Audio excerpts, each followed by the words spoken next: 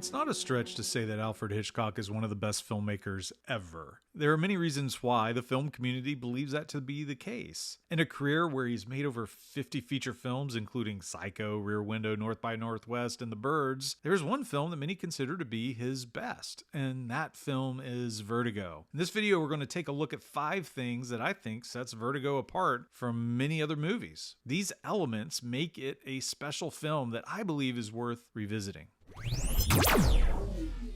Vertigo is a story about obsession, among other things, and in this film, Jimmy Stewart's character, John Ferguson, suffers a horrific event when he witnesses a fellow police officer fall to his death, and he himself almost suffers the same thing. This tragedy causes John to suffer from vertigo and ushers in an early retirement for him. Some time passes, and John is contacted by an old college friend who asks him to investigate his wife, who he believes is possessed by a woman who died almost 100 years earlier. It's an interesting hook, and not all is as it seems in the film Vertigo, and what ensues, it's just one of my favorite movies. What is amazing is that Vertigo grows on me every year. I show it to my film students as one of the first films we watch, and every time I rewatch it with them, I discover something new. One of the things that makes Vertigo so amazing is the blocking of various shots and scenes, and ultimately the mise-en-scene of those scenes. Everything in Vertigo has a purpose, but unlike many movies, which, if they are any good, has purpose behind what they're staging,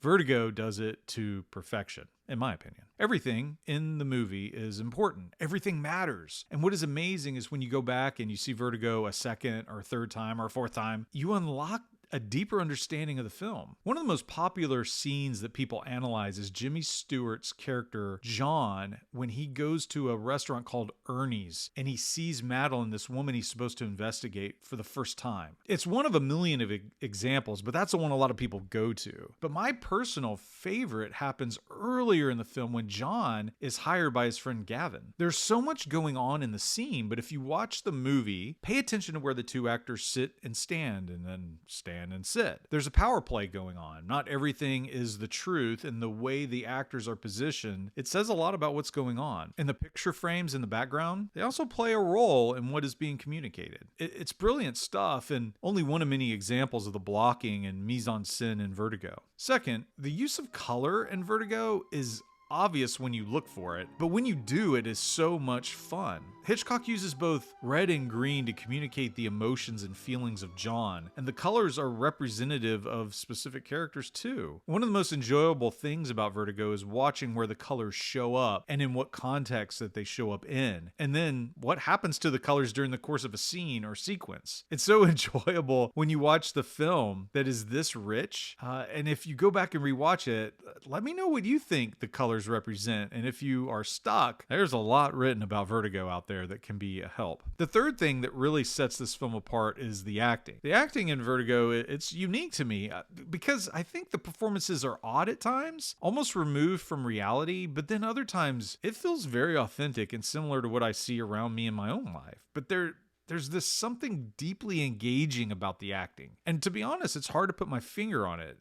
As always, Jimmy Stewart is wonderful. It's his film, but I'm really blown away by Kim Novak. She's acting in a film that is all about Jimmy Stewart's character and his experiences and his perspective. But despite these challenges in a 1950s film, Novak is engaging and gives a performance that I find both captivating and sad. She's sort of mysterious. My fourth thing can be summed up in 2 words: dolly zoom. The camera movement and placement in Vertigo is masterful. While the dolly zoom effect is at that top of the list, there are several other instances of camera movement that is stellar. I mean, one example is the 360 camera movement when Stewart transforms the character Judy to look like Madeline so he can revisit his obsessive love. There are many instances throughout the movie where the camera is either placed in a certain way or moves in a certain way that when coupled with the other film elements, it's really special and it's engaging. While other movies have unique camera movement, Vertigo does it in a way that is interwoven with all the other elements that makes the whole thing a masterpiece. Which leads to the fifth and final reason this movie is so special and worth revisiting. It's the script. Vertigo's story is surprising, and I know Hitchcock was like, the script isn't that important, it's the visual elements and what's happening, that's where the movie's at. But the script is good. I wish I could go back and watch Vertigo for the first time. The twists and turns are